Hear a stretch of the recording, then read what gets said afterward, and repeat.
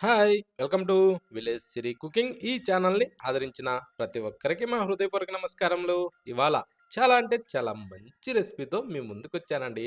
ఇది చాలా బాగుందండి. ఒక్కసారి ఈ విధంగా పెరుగు తాలింపన్నం చేసి చూడండి. రుచి మాత్రం చాలా అంటే చాలా అద్భుతంగా ఉందండి. దీన్నేమంటారంటే కర్డ్ రైస్ అని అంటారు.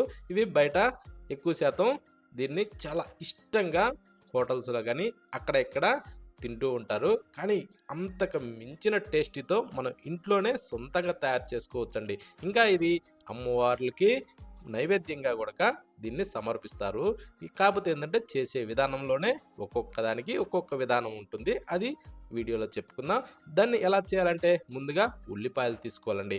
నేనైతే ఒక 5 కొంచెం మీడియం సైజులో ఉల్లిపాయలు తీసుకునేసి, తర్వాత ఒక 5 పచ్చిమిరపకాయలు తీసుకున్నానండి. ఓకేనా? తీసుకున్న తర్వాత ఈ ఉల్లిపాయలనేందంటే మనం సన్నగా, పొడవుగా కట్ చేసుకోవాలి. కట్ చేసుకునేటప్పుడు ఈ ఏర్లు భాగంలో ఉండే ఈ గడ్డనైతే తీసేసుకుందామండి. ఓకేనా? ఈ గడ్డను తీసేసుకున్నాక, ఆ తర్వాత సన్నగా, పొడవుగా కట్ చేసుకోవాలి. కట్ చేసిన వాటిని తీసి ఒక ప్లేట్‌లో అయితే వేసుకుందాం. కాపోతే ఏందంటే, వీటిని మనం కట్ చేసేటప్పుడు మనం పాత గడ్డలు తీసుకుంటే టేస్ట్ బాగుంటుందండి. ఏందంటే ఉల్లిపాయలు తినాలి గాబట్టి, పాత గడ్డలేందంటే కొంచెం తీపిదనం వస్తుంది. కొత్త గడ్డ ఏందంటే కొంచెం కారుగా అనిపిస్తుందండి. ఓకేనా? నాకు ఇవాళ ఏందంటే కొంచెం పాత గడ్డలు దొరక్కపోయేసరికి ఈ కొత్త గడ్డలతోనే చేశాను.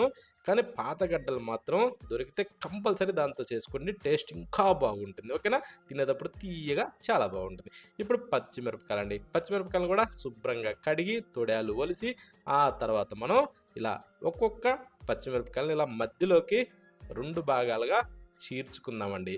ఓకేనా? చిన్న చిన్న ముక్కలుగా కట్ చేసే అవసరమైతే లేదు. దీంట్లోకేందంటే చిన్న చిన్న ముక్కలుగా కట్ చేసే కన్నా ఇలా పొడవుగా చీల్చుకోవడమే చాలా వరకు బెస్ట్ అండి. ఓకే. అది గూడా చెప్పుకుందాం. ఇప్పుడు ఈ పచ్చిమిరపకాయలు, ఈ ఉల్లిపాయలు కట్ చేసిన వాటిని తీసి పక్కనైతే పెట్టేసి, ఇప్పుడు రైస్ తీసుకుందామండి. ఓకేనా. ఇది వేడి అన్నం ఇప్పుడే వండిన దాన్ని సల్లార్చి అంటే ఉండలు లేకుండా ఇలా పొళ్ళుగా చేసి రెడీ చేసి పెట్టుకునేసి, దీంట్లో అంటే ఒక పెద్ద సైజు ప్యాకెట్ ఉంది గదా! Half litre packet. ఆ ప్యాకెట్‌ని కట్ చేసి దీంట్లో వేశానండి. ఓకేనా. అంటే ఈ రైస్ ఎంత క్వాంటిటీ అంటే దాదాపు ఒక ఇద్దరు మనుషులు తినేంత రైస్ అండి. దాంట్లోకి అంత మాత్రం పెరుగు వేసుకుంటే టేస్ట్ చాలా బాగుంటుంది. కొద్దిగా నీళ్లు తొలిపి పోసేసి, ఆ తర్వాత రుచికి సరిపడా సాల్ట్ వేసుకోవాలండి. ఆ సాల్ట్ కూడా ఎంత అవసరమో అంత చూసి వేసుకునేసి, ఇప్పుడు దీన్ని బాగా మిక్స్ చేసుకోవాలండి. ఇది ఎలా అంటే మనం మిక్స్ చేసేటప్పుడు కొంచెం జిగటగా రావాలి. అప్పుడే దీనికి రుచి చాలా బాగుంటుంది. అందుకొరకు ఏందంటే మనం నీళ్లు చూసుకుంటూ అందులో పోసుకునేసి బాగా కలుపుకోవాలి. మరీ ఎక్కువగా పల్చగా కాకూడదు. మరి గట్టిగా గూడా ఉండగూడదండి. మరి పల్చగా ఉన్నా గూడా అది మజ్జిగన్నం టైప్‌లో అవుతుంది. మరి గట్టిగా ఉన్నా గూడా మింగుడు పడదండి. ఇది ఎలా అంటే జిగటగా మంచి జావగా ఆ టైప్‌లో రావాలండి. ఎందుకంటే ఇది పెరుగు గదా! కొంచెం నీళ్ళేందంటే చూసుకుంటూ పోసుకోవాలండి. తక్కువ పోసినా పీల్చుకుంటుంది. ఎక్కువున్నా వదులుతుంది. కాబట్టి ఆ టైప్‌లో ఈ విధంగా కలుపుకున్న తర్వాత ఇప్పుడు మనం కట్ చేసిన ఉల్లిపాయల్ని అందులో వేసుకోవాల. ఈ ఉల్లిపాయలను గూడా కట్ చేసినప్పుడు ముందే ఇలా రెమ్మకు విడదీసి గూడా అందులో వేసుకోవచ్చు. లేదా ఇలా అన్నంతో ఒకటే ఇలా పిసుకుతూ గూడా అందులో వేసుకోవచ్చండి.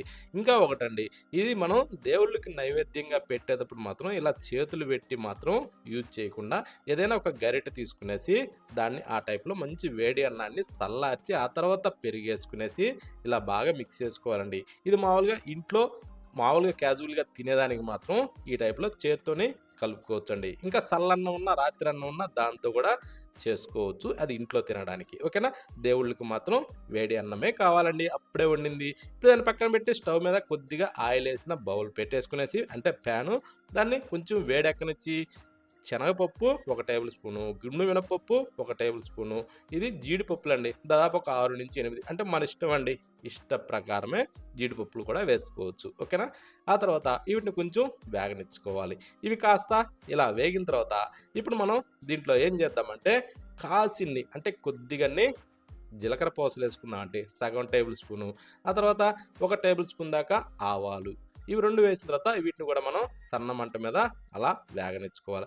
ఇవి కొంచెం కలర్ మారాలండి. కలర్ మారితే టేస్ట్ బాగుంటుంది. అంటే మరీ మాడకుండా చూసుకోవాలండోయ్! ఇప్పుడు ఇందాక చీల్చిన పచ్చిమిరపకాయలు దాంట్లో వేసుకునేసి, ఎండు మిరపకాయలు ఒక 2, 3 దాకా వేసుకొని, కొద్దిగా ఇంగువ పొడి వేసుకుందామండి.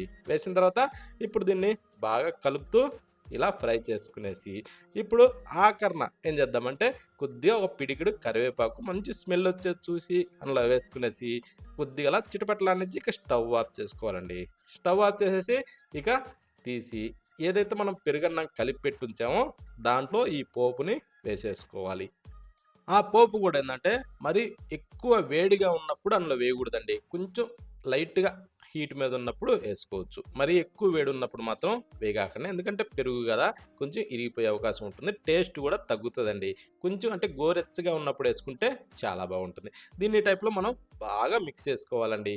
ఓకేనా? ఇలా బాగా మిక్స్ చేసుకునేసి మొత్తం కలిసే విధంగా మిక్స్ చేసుకునేసి ఆఖరిన కొత్తిమీర అలా సల్లేసుకునేసి ఒకసారి టేస్ట్ చూసుకొని అప్పుడు సర్వ్ చేసుకొని తింటే చాలా అంటే చాలా బాగుంటుందండి. ఇది దేవుళ్ళకి నైవేద్యంగా పెట్టుకోవచ్చు. మనం ఇంట్లో క్యాజువల్‌గా గూడా మంచి టేస్టీగా తినాలన్నా గూడా ఈ టైప్‌లో గూడా చేసుకొని తినొచ్చండి. చాలా అంటే చాలా బాగుంది. మంచి హెల్తీ అయిన ఫుడ్డు. ప్రతి ఒక్కరూ ఖచ్చితంగా ట్రై చేయండి. కానీ దేవుళ్ళకి నైవేద్యంగా పెట్టేటప్పుడు మాత్రం ఇలా గరిటెతోనే కలిపి రెడీ చేసుకోవాలి టేస్ట్ చూడకుండా. ఓకేనా? మామూలుగా ఇంట్లో క్యాజువల్‌గా చేయటానికి గాబట్టి నేనిలా చేతి యూజ్ జేసి ఈ విధంగా తయారు చేశాము. ఈ టైప్‌లో ఖచ్చితంగా చేసి చూడండి. మంచి టేస్టీ అయిన కర్డ్ రైస్ అండి. ఇలాంటి పెరుగు తాలింపన్నంలో ఇలాంటి దినుసులన్నీ యేసుకునేసి తింటుంటే ఎంత టేస్టీగా ఉంటుందండి. ప్రతి ముద్దకి ఇలా శనగపప్పు, మినపప్పు, జీడిపప్పులు, ఇలా పచ్చిమిరపకాయ, ఉల్లిపాయలు ఇలా పంటి కింద పడుతుంటే రుచి ఎంత బాగుందో తెలుసా? ఓకేనా? పచ్చిమిరపకాయలు చిన్నగా కట్ చేస్తే ప్రతి ముద్దకి తగులుతుంది. ఒకవేళ తినాలి అనుకున్న వాళ్ళు ఇలా కొరుక్కొని తినొచ్చు. వద్దనుకున్న వాళ్ళు తీసేసుకోవచ్చండి. అందుకనే పొడుగ్గా కట్ చేసేసుకోవాలి. ఓకేనా? మళ్ళీ కలుద్దామా?